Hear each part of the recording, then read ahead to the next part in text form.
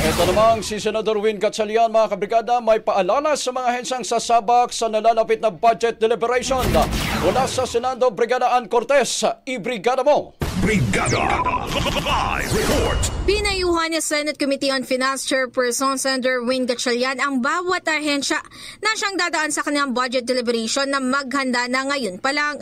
Ayon kay Gatchalian, mainam na bago sila sumalang ay i-review na nilang na maigi ang kanilang budget, lalo na ang mga ahensya na may mga binili o di kaya mga kinonstruct.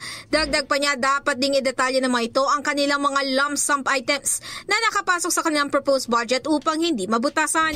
Maaalala, sa inilabas na budget briefing schedule ng komite ay makikitang sasalang na nga sa Martes ang Department of Budget and Management sa budget deliberation, kung saan kasama nga nila dito ang local government units tulad ng Metro Manila Development Authority.